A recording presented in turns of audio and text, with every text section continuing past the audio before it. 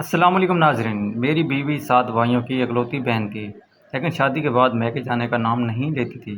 ایک دن میں اسے اچانک میکے لے گیا تو اس کا رنگ پیلا پڑ گیا، مگر بولی کچھ نہیں۔ میں رات کو گھر آیا تو خواب میں بیوی کو روتے ہوئے دیکھا، میرا دل گھبرا گیا۔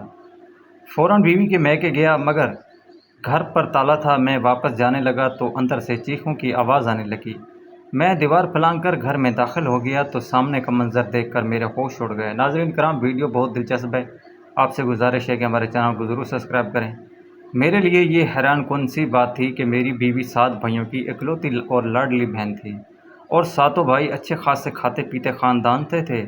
اس کے باوجود انہوں نے اپنی بہن کے لیے میرا انتخاب کیا تھا۔ میرا جب جمشید نے مجھ سے اپنے منہ سے کہا کہ وہ اپنی بہن سارہ کی شادی مجھ سے کرانا چاہتا ہے تو مجھے اپنے کانوں پر یقین نہیں آ رہا تھا کہ سارہ ان کی اکلوتی بہن ہے اور جسے انہوں نے لاڈ پیار سے پالا ہے، اور اپنی لاڈلی بہن کی شادی وہ مجھ سے کیوں کر رہے ہیں؟ مجھ میں تو ایسی کوئی بھی خوبی نہیں ہے۔ میں گندمی رنگت کا نوجوان تھا اور میری عمر بھی 35 کے لگ بھگ تھی، اور میں بامشکل ہی اپنا گھر کا نظام چلاتا تھا۔ محلے میں ایک چھوٹی سی پرچون کی دکان تھی۔ نہ میرے والدین تھے، نہ ہی کوئی قریبی رشتہ دار تھے۔ مجھے تو کوئی بھی رشتہ دینے کے لیے تیار ہی نہیں ہوتا تھا۔ کئی لوگوں سے تو میں شادی کے لیے کہہ چکا تھا، لیکن وہ کہتے کہ اکیلا مرد ہے، نہ کوئی آگے نہ پیچھے، اور چھوڑا سا ایک کمرے پر مستقبل گھر ہے، چھوٹی سی پرچون کی دکان ہے، یہ تو ہماری بچی کی ضروریات بھی ٹھیک سے پوری نہیں کر سکتا، خواہشات کیا پوری کرے گا؟ میرے سانولے رنگ روپ کو دیکھ کر عام شکل و صورت کی لڑکی بھی مجھ سے منہ پھیر لیتی تھی، تو پھر جمشید کی بہن پورے محلے میں وہ لوگ امیر اور عزت دار کہلائے جاتے تھے۔ آج تک میں نے کبھی سارہ کو دیکھا نہیں تھا، کیونکہ وہ چادر سے چہرہ اچھے سے چھپا کر آتی جاتی تھی، اور پھر جمشید کی بہن کو دیکھنے کی جرات محلے کا کوئی بھی نوجوان نہیں کرتا تھا۔ ناظرین، کہانی اور بھی دلچسپ ہونے والی ہے، تو پلیز یار آپ سے چینل سبسکرائب کرنے کی گزارش ہے، پلیز کرتے ہیں۔ میں نہیں کر سکتا تھا، کیونکہ 7 بھائی بہت بہادر اور دلیر تھے، اور پورے محلے میں ان کی دھاک بڑھتی تھی۔ سب ڈرتے تھے، سب کو پتہ تھا کہ یہ جمشید کی بہن ہے، اور میری تو کبھی ہمت ہی نہیں ہوئی تھی کہ نظریں بھی اٹھا کے دیکھوں۔ کوشش کرتا، اصل میں روشن میری ہی پرچون کی دکان پر زیادہ تھا، اور میں گھر تک راشن پہنچاتا تھا، لیکن گھر کے دروازے کے اندر آنے کی اجازت مجھے نہیں تھی، اور ایسا کئی سالوں سے ہوتا رہا تھا۔ بہرحال میں نہیں جانتا تھا کہ وہ اپنی بہن کی شادی کے لیے مجھے کہے گا، اور وہ بھی اپنی زبان سے۔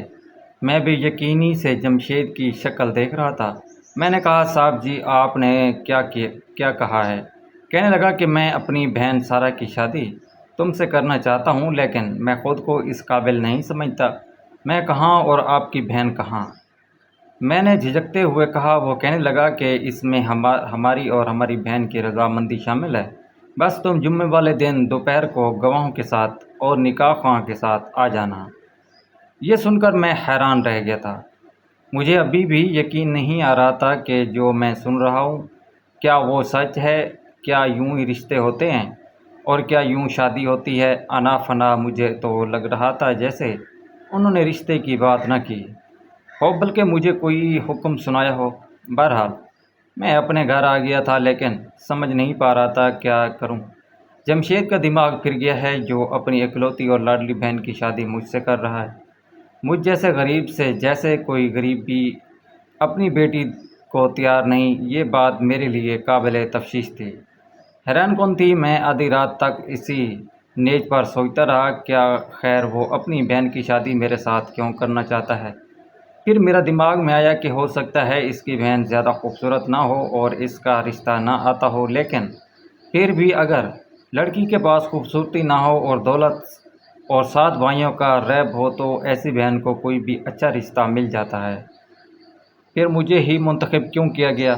میں آپ کو یہ تو بتانا بھول گیا تھا کہ میں اپنے محلے میں سب سے زیادہ عام شکل کا نوجوان تھا، جو مجھے لڑکیاں دیکھ کر اپنا چہرہ بدلتی تھیں، ماتھے پر بال ڈالتی، چہرے پر ناگواری سجا لیتی تھیں۔ پھر مجھ جیسے شخص سے جمشید کو اپنی بہن کا رشتہ دینا اور نکاح کے لیے اصرار کرنا یہ عقل کو حیران کر رہا تھا۔ یہ رشتہ میرے لیے ایک پہلی بنتا جا رہا تھا۔ میری عقل سوچنے سے قاصر تھی۔ آخر کیسے جمشید اپنی اکلوتی لاڈلی بہن کا رشتہ مجھے دے سکتا ہے؟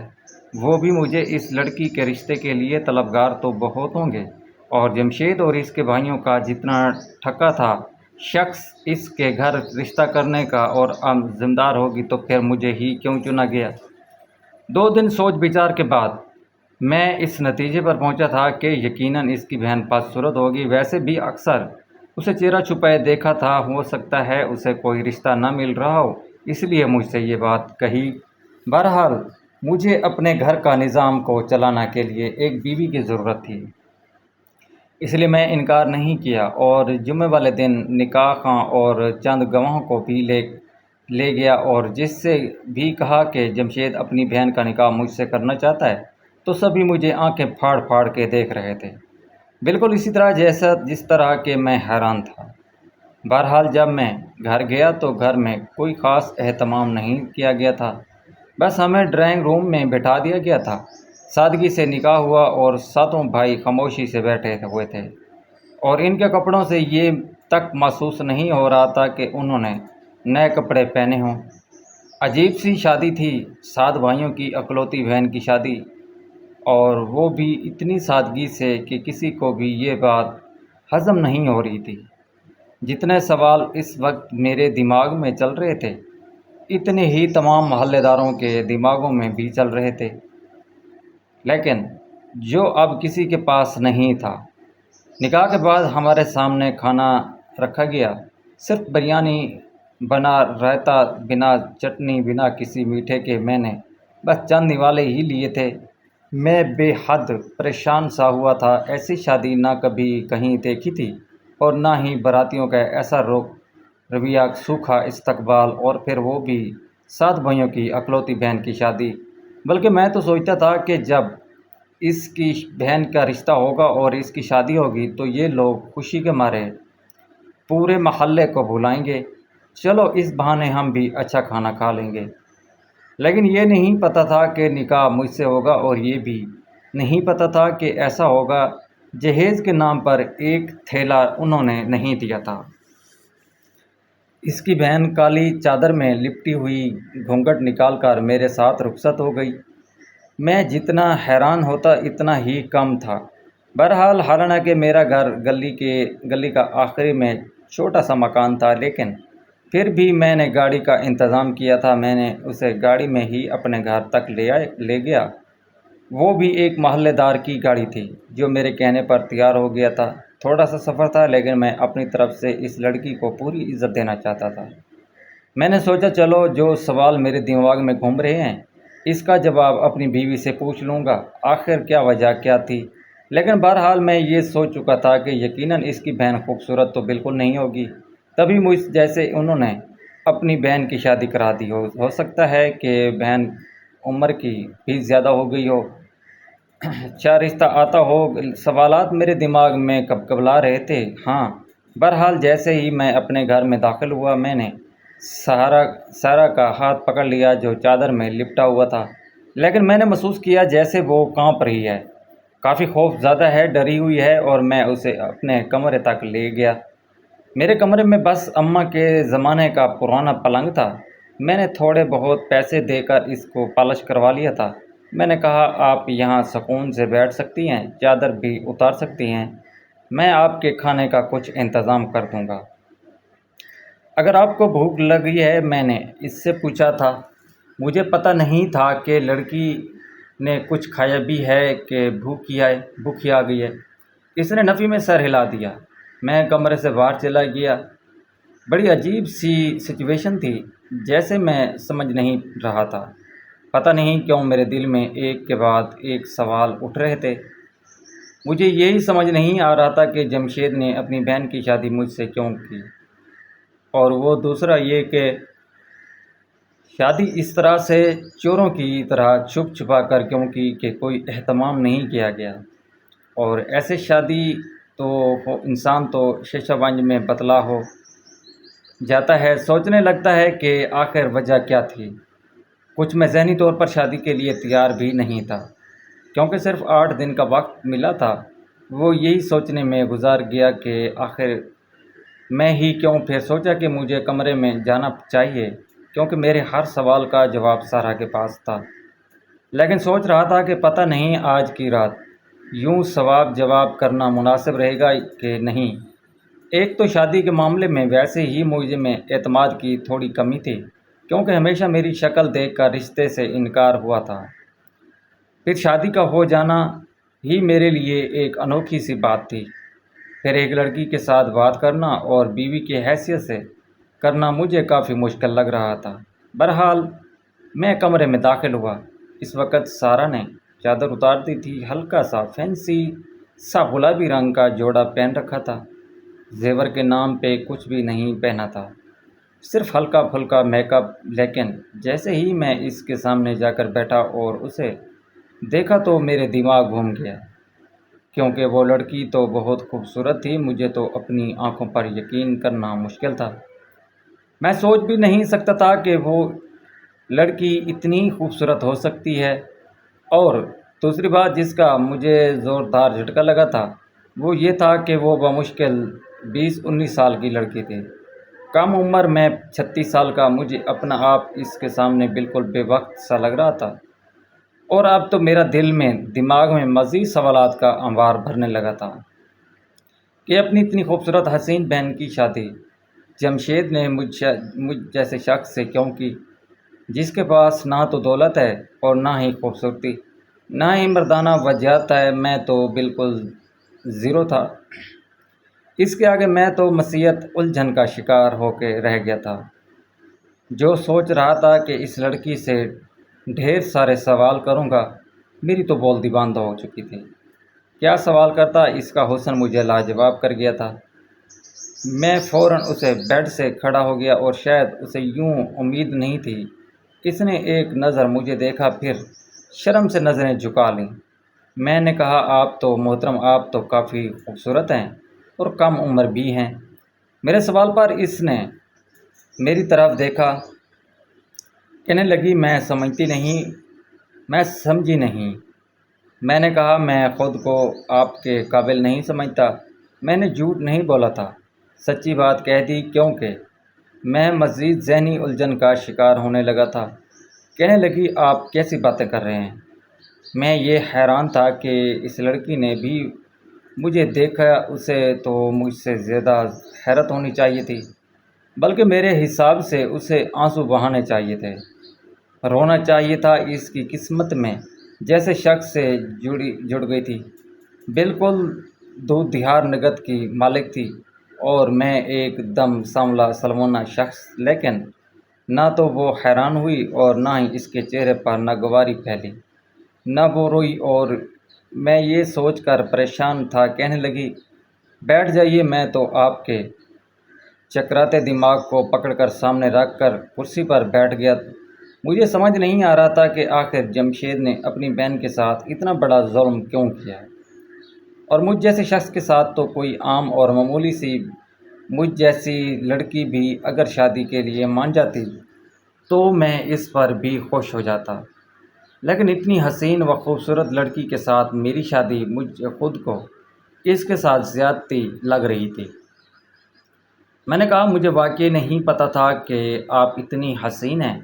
مجھے لگا جمشید اپنی بہن کی شادی خود مجھ سے کرنا چاہ رہا ہے، تو یقیناً اس کی بہن خوبصورت نہیں ہوگی یا وجبی شکل کی ہوگی، لیکن آپ تو بہت خوبصورت ہیں، کم عمر ہیں۔ میرے چہرے پر پھیلی ہوئی الجھن وہ سمجھ گئی تھی۔ کہنے لگی، مجھے شادی پر کوئی اعتراض نہیں تھا، اور میں آپ کو پہلے بھی دیکھ چکی ہوں۔ یہ بات ہے میرے لیے اور حیران کن تھی کہ میری شکل دیکھ کر بھی وہ شادی کے لیے تیار ہو گئی تھی۔ میری شکل دیکھ کر تو لڑکیاں انکار کر دیتی تھیں، کیونکہ میں بالکل بھی خوبصورت نہیں تھا۔ میرے سامنے ایک 4 دانت کافی اونچے تھے، اور جو کہ بات کرتے ہوئے اور مسکراتے ہوئے فوراً سے باہر آ جاتے تھے۔ میں نقش میں بھی بھرے تھے۔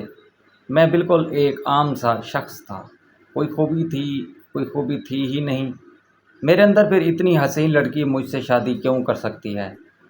آپ جو خیالات میرے ذہن میں آنے لگے، میں ڈر کے دوڑ گیا تھا کہ کہیں اس لڑکی کے ساتھ کوئی ایسا حادثہ تو نہیں پیش آیا۔ آج اس لیے میں گھر والوں نے میرا انتخاب کیا۔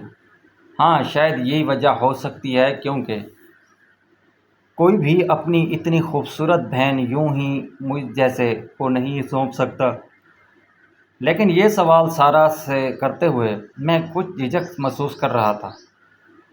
میں کرسی پر ہی بیٹھا رہا۔ میں نے کہا، میں یہ بات نہیں سمجھ پا رہا کہ آپ کے بھائیوں نے میری شادی آپ سے کیوں کی؟ وہ کہنے لگی، کیوں آپ کو اعتراض تھا؟ کیا بجائے مجھے جواب دینے کے وہ مجھ سے سوال کر رہی تھی؟ میں نے کہا، میں اس قابل کہاں کہ اعتراض کروں، پر میں سمجھ نہیں پا رہا۔ وہ کہنے لگی کہ اگر آپ کو اعتراض تھا تو آپ انکار کر دیتے۔ یہ کہتے ہوئے اس کا لہجہ کافی سخت ہوا تھا۔ پھر کہنے لگی، کیا میں آپ کو اچھی نہیں لگتی؟ آپ کو پسند نہیں آئی؟ یہ سن کر میں اور حیران تھا کہ کیا یہ لڑکی باولی ہے، پاگل ہے، اور اسے میں نظر نہیں آ رہا کہ اسے ٹھیک سے نظر بھی آتا ہے، یا اس کی نظر کمزور ہے؟ اسے میری بدصورتی نظر نہیں آ رہی۔ میں کرسی سے اٹھ کر اس کے سامنے جا کے بیٹھ گیا۔ وہ نظریں جھکا کر بیٹھ گئیں، لیکن میں نہیں سمجھ پا رہا تھا کہ میں اس سے بات کیا کروں۔ میں نے کہا، تمہارے بھائی کافی اثر و رسوخ والے ہیں، محلے میں ان کا کافی نام، اور تم ان کی اکلوتی بہن ہو۔ میں نے جہاں تک سنا ہے لاڈلی بھی ہو، پھر تمہاری شادی اتنی سادگی سے، اور وہ بھی مجھ سے کہنے لگی، بار بار آپ یہی بات کیوں کہہ رہے ہیں کہ میری شادی آپ سے کیوں ہو گئی؟ خدا کے لیے میرے سامنے آپ کو اتنا کم تر ظاہر نہ کریں۔ میرے دل میں آپ کی بہت عزت ہے۔ اس کی بات مجھے مزید الجھا رہی تھی، پریشان کر رہی تھی۔ میں تو سمجھ رہا تھا کہ سارا سے حقیقت جان جاؤں گا، لیکن میں تو مزید الجھن میں پڑ چکا تھا، کیونکہ اس کی باتیں مجھے بجائے میرے سوالوں کے جواب دینے کے مجھے مزید الجھا رہی تھیں۔ میں نے کہا، لیکن پھر کوئی بھی نہ کوئی وجہ تو ہوگی۔ کیا تمہارے ساتھ کوئی حادثہ؟ اتنی بات کہہ کے میں چپ سا ہو گیا۔ اس نے ماتھے پر بال ڈالے کہنے لگی، آپ میرے کردار پر شک کر رہے ہیں؟ میں نے کہا، بخدا شک کی نہیں کر رہا، لیکن میں سمجھ نہیں پا رہا۔ میرے لیے سب کچھ بہت انوکھا ہے۔ اس نے اپنا سفید دودھیاں ہاتھ کے اوپر رکھ دیا۔ مجھے لگا جیسے مجھے زور کا کرنٹ لگا۔ میں نے اپنا ہاتھ پیچھے کر لیا اور اٹھ کر کمرے سے باہر چلا گیا۔ پوری رات میں کمرے میں نہیں جا پایا تھا۔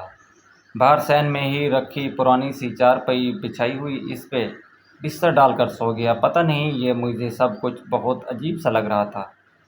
صبح جب میری آنکھ کھلی تو کچن میں کام کرنے کی آواز آ رہی تھی۔ میرا کچن چھوٹا سا تھا اور صحن میں ہی تھا۔ میں نے آنکھ کھول کر دیکھا تو سحرا ناشتہ بنا رہی تھی۔ میں اٹھ کے فوراً اس سے بیٹھ گیا، اور اپنی غلطی کا بھی احساس ہو رہا تھا کہ پہلی رات دلہن کو میں اکیلا کمرے میں چھوڑ کر باہر آ گیا۔ لیکن جو سوال ایک ہفتے سے میرے دماغ میں چل رہے تھے وہ اب بھی موجود تھے۔ بہرحال میں اٹھ کر کچن میں آ گیا۔ میں نے کہا، تم یہاں کیا کر رہی ہو؟ دیکھو، میں ناشتہ بازار سے لے آتا ہوں۔ اچھا نہیں لگتا رات کو شادی ہوئی اور تمہاری؟ کہنے لگی، کوئی بات نہیں، کچھ دن بعد بھی تو مجھے یہی کام کرنا ہے۔ میں ابھی کر دوں تو کوئی فرق نہیں پڑتا۔ آپ چائے پئیں؟ چائے پئیں گے؟ اس نے فوراً سے بات بدل دی۔ میں سمجھ نہیں پا رہا تھا کہ وہ لڑکی ہے کیا چیز۔ بہرحال میں نے کہا، جی بنا لو ناشتہ۔ اس نے میرے ساتھ ہی کیا تھا۔ میں نے سوچا جب لڑکی کو کوئی اعتراض نہیں ہے تو پھر مجھے بھی زیادہ سوال جوابات میں نہیں پڑنا چاہیے کہ وہ خوش ہے تو ٹھیک ہے، مجھ میں بھی تو ایسے دل سے اپنا لینا چاہیے، بلکہ اپنی خوشی نصیبی پر مجھے تو اللہ کا شکر ادا کرنا چاہیے۔ رات کو میں اپنے کمرے میں ہی سویا تھا اور رونمائی میں اپنی بیوی کو میں نے اماں کی سونے کی انگوٹھی پہنائی تھی، کیونکہ واحد وہ انگوٹھی میرے پاس موجود تھی اور وہ اسی پر خوش بھی تھی۔ مجھے لگا شادی کے اگلے روز میرے سسرال والے آئیں گے رسم کے طور پر اپنی بیٹی کو اپنے گھر لے جائیں گے، پھر مجھے جانا پڑے گا، لے کر آنا پڑے گا۔ لیکن کوئی نہیں آیا تھا، کوئی آیا تھا اور نہ ہی میری بیوی نے جانے کو تیار تھی۔ میں نے کہا کہ بے شک ہم ایک ہی محلے میں رہتے ہیں، لیکن چلو میں تمہیں تمہارے گھر چھوڑوں، تم بھی اداس ہو گئی ہوگی، تمہارے بھائی بھی تم سے ملنے کو دیکھنے کو بے تاب ہوں گے۔ ناظرین کرام، آپ سے ایک دفعہ پھر گزارش ہے کہ پلیز یار، کہانی بہت ہی زبردست ہے، کہانی کا اینڈ مس ضرور نہیں کرنا، بالکل آپ نے اینڈ ضرور دیکھنا ہے۔ میرا یہ کہنا تھا کہ وہ نظریں چرانے لگی، کہنے لگی نہیں مجھے نہیں جانا۔ میں نے کہا کیوں نہیں جانا، تمہارا میکہ اور میں تمہیں تمہارے میکے سے دور کیوں کروں گا؟ لیکن میں نہیں جانا چاہتی۔ پتہ نہیں اس کے چہرے کی رنگت سفید سی پڑ گئی، وہ کافی گھبرائی ہوئی لگ رہی تھی، اور میں حیران تھا کہ اپنے ہی بھائی کے گھر میں جانے سے وہ یوں کیوں گھبرا رہی تھی۔ میں نے کہا ٹھیک ہے، اگر تم نہیں جانا چاہتی تو کوئی بات نہیں۔ میرا یہ کہنا تھا کہ اس کے چہرے پر میں نے عجیب سا اطمینان دیکھا۔ میں گھر پہ کوئی بھی ملازمہ نہیں رکھ سکتا تھا، میری اتنی حیثیت نہیں تھی، اور میں حیران تھا کہ وہ لڑکی سارے کام خود کر لیا کرتی تھی۔ آج تک میں نے اس کی زبان سے کبھی کوئی شکوہ نہیں سنا تھا۔ یہاں تک کہ ایک مہینہ گزر گیا تھا، اور اس کے مہینے میں میں نے کئی بار اس سے کہا کہ اگر وہ اپنے میکے جانا چاہتی ہے تو میں اسے چھوڑ آتا ہوں، لیکن اس نے صاف انکار کر دیا۔ ایک بار میں جلدی گھر آ گیا تھا کہ بارش شروع ہو گئی تھی اور میری دکان کے اندر پانی جمع ہو جاتا تھا، اس لیے میں نے دکان جلدی سے بند کی اور گھر آ گیا۔ میں نے دیکھا کہ وہ جے نماز پر بیٹھی بے تحاشا رو رہی ہے اور سسکیوں سے رو رہی ہے۔ میں حیران تھا کہ آخر اسے کیا ہو گیا، میں نے اسے کبھی بھی یوں روتے ہوئے نہیں دیکھا تھا۔ میرے دل میں پھر بھی عجیب و غریب سوال اٹھنے لگے، کہیں نہ کہیں کوئی نہ کوئی راز تو ضرور تھا جسے میں لا علم تھا۔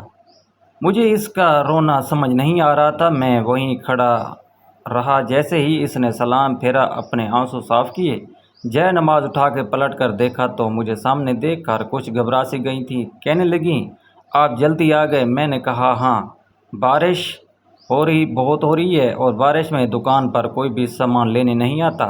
کہنے لگی اچھا، میں آپ کے لیے چائے بنا دیتی ہوں، اور اگر پکوڑے کھانے ہیں تو وہ بھی بنا دیتی ہوں۔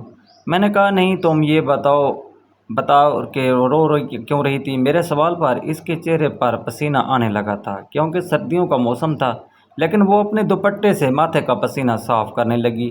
کہنے لگی نہیں، کچھ بھی تو نہیں، کوئی بات نہیں ہے۔ پھر وہ کمرے سے باہر نکل گئی، میرے لیے چائے بنائے، پکوڑے بھی رکھے، اور اس کے ساتھ میں کافی ذائقہ دار بہت مزے کے کھانے بناتی تھی۔ میرے مزید الجھتا جا رہا تھا۔ میں رات کو سو رہا تھا کہ جب میرے گھر کا دروازہ پوری طرح سے دھڑم سے بجنے گیا۔ میرے ساتھ ساتھ سارا بھی اٹھ گئی۔ میں نے کہا تم رکو، میں دیکھتا ہوں کون ہے۔ میں جب باہر گیا تو وہ دو نوجوان تھے۔ وہ کہنے لگے قاسم بھائی، آپ کی دکان پر آگ لگی ہے۔ یہ سن کر میرے ہوش اڑ گئے تھے۔ میں تو ننگے پاؤں بھاگا دوڑ گیا تھا۔ میں نہیں جانتا تھا کب اور کیسے، لیکن میری دکان پر واقعی آگ لگی ہوئی تھی۔ میرا بہت نقصان ہو گیا تھا۔ میری چھوٹی سی دکانداری تھی، لیکن ساری کی ساری جل کر خاک ہو گئی تھی۔ میں سر پکڑے رو رہا تھا، سوچ بھی نہیں سکتا تھا کہ مجھ پر یہ آفت ٹوٹ پڑے گی۔ بہرحال 3-4 لاکھ کا سامان تھا میری دکان پر، اور سارا کا سارا جل چکا تھا۔ 2 دن سے میں دکان پر جا نہیں رہا تھا، تو کیا کرتا، کیا دکان پر ڈالنے کے لیے کچھ نہیں بچا تھا۔ میرے پاس پیسے تھے، میں تو ان لوگوں میں تھا جو روز کماتے اور روز کھاتے۔ میری وجہ سے سارا بھی بے حد پریشان تھی۔ میں سر پکڑے چارپائی پر ہی بیٹھا تھا جب میں نے میرا ہاتھ تھاما۔ کہنے لگی قاسم کیوں پریشان ہو رہے ہو؟ میں سب کچھ ٹھیک ہو جائے گا۔ میں نے کہا کیا خاک ٹھیک ہو جائے گا؟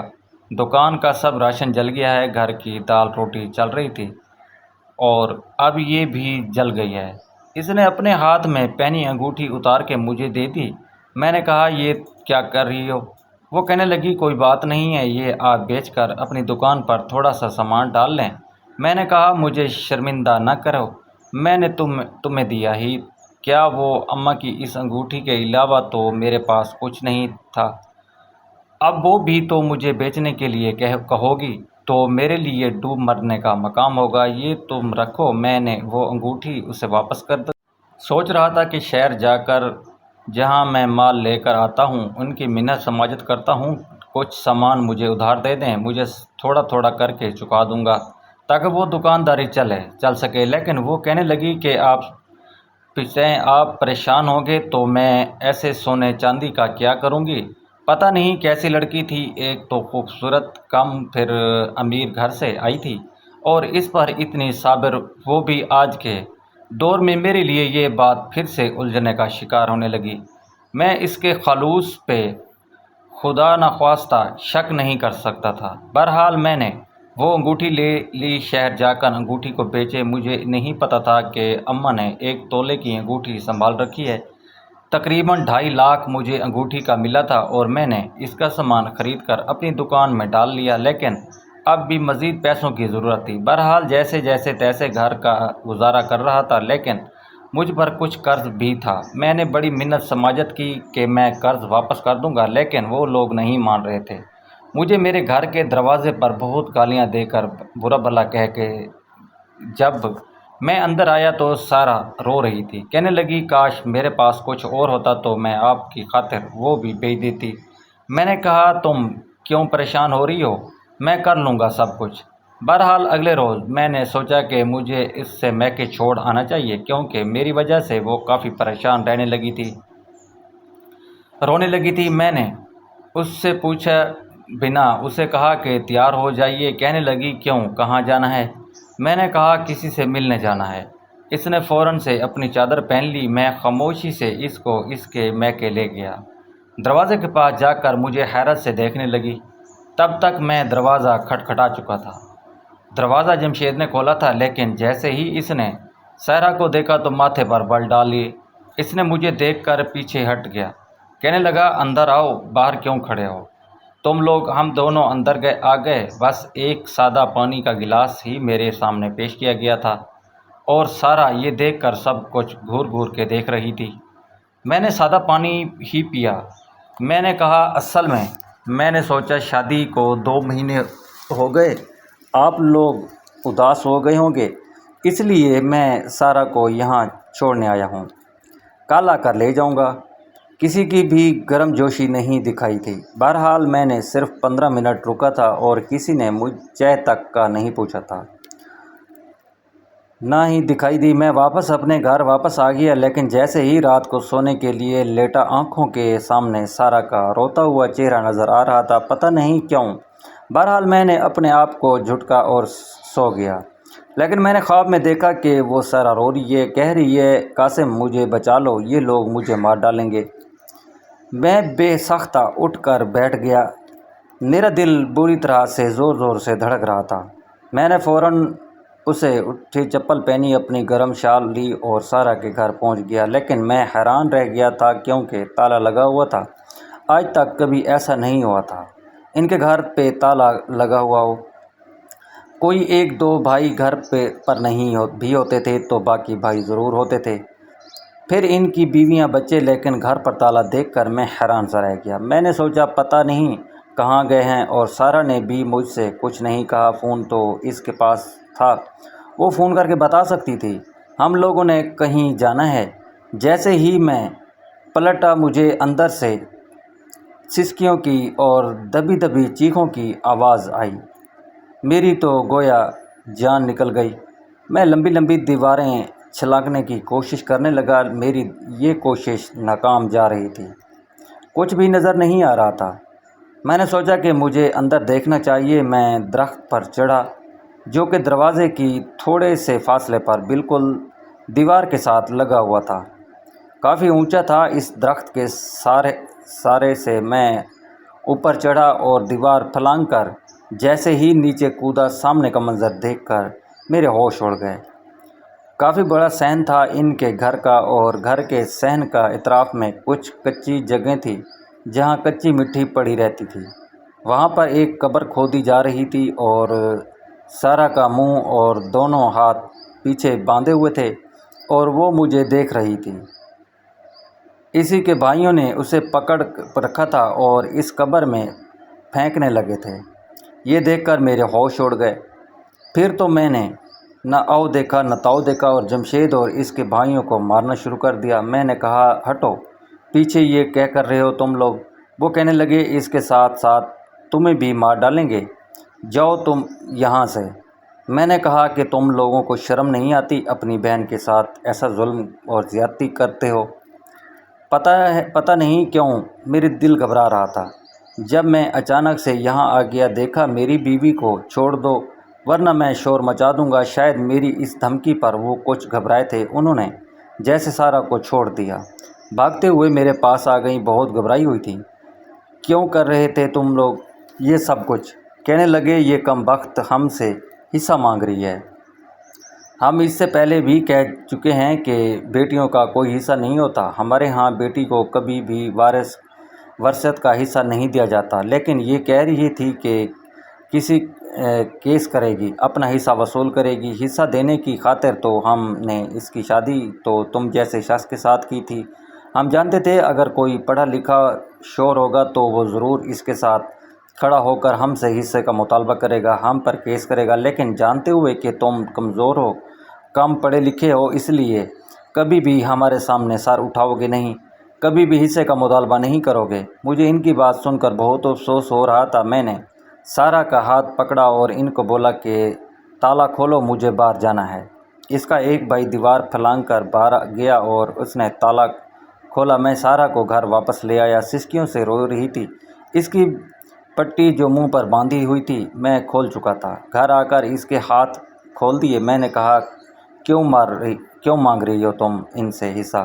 کہنے لگی، اس لیے کہ آپ بہت پریشان ہیں اور میں اپنا حق مانگ رہی ہوں۔ میرے بھائی دینے کے سامنے یہ دکھاتے تھے کہ وہ میرے لاڈ اٹھاتے ہیں، مجھ سے پیار کرتے ہیں، لیکن اصل پیار ان کو جائیداد سے تھا۔